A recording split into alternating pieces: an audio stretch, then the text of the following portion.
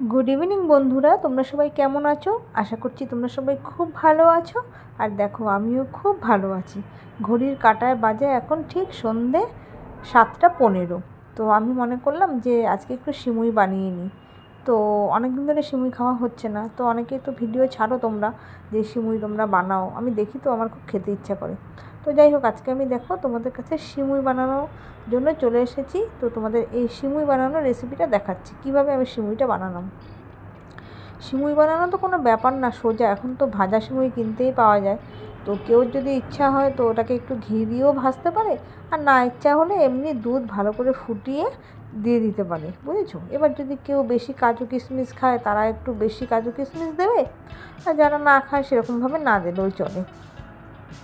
তো যাই হোক, দেখো বন্ধুরা, আমি এই দুধটাকে সুন্দর করে আগে ফুটিয়ে নিয়েছি। তারপরে দেখো সিমুইগুলোকে ছেড়ে দিচ্ছি এক এক করে, বুঝেছো। একবারে সব দিচ্ছি না, কারণ একবারে দিলে না দলা লেগে যাওয়ার একটা চান্স থাকে।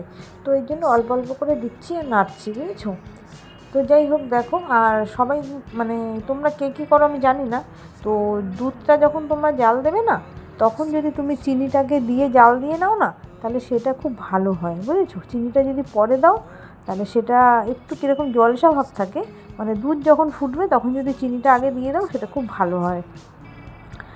আর তারপরে আমি তো আজকে শুধু চিনি দিয়ে করব না, আমি আজকে একটু খেজুরি গুড় দিয়ে করব। খেজুরি গুড়টা অনেকদিন ধরে বাড়িতে এনে রেখেছি, তো যদি না খাই তো শেষ হবে না। তো যাই হোক, দেখো, আগে হালকা একটু চিনি দিয়ে দুধটাকে জাল দিয়ে নিয়েছিলাম।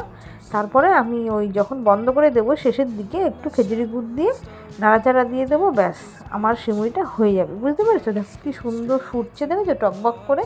তো বেশি সময় ফোটাবে না, ঠিক আছে।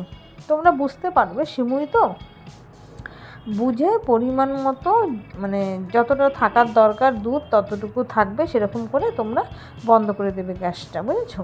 আর দেখো, আমি এই যে খেজুরি গুড় দেবো বললাম না, খেজুরি গুড় দিয়ে করেছি, দেখেছো তো সব দুধও টেনে নিয়েছে, কত সুন্দর হয়েছে না। তো যাই হোক বন্ধুরা, ভিডিওটা ভালো লাগলে অবশ্যই লাইক কমেন্ট করো, আর তোমরা এইভাবে বানিয়ে খেয়ে দেখো, খুব ভালো লাগবে। তো ভিডিওটা আমি এখানেই শেষ করছি বন্ধুরা, তোমরা ভালো থেকো, সুস্থ থেকো, টাটা, বাই।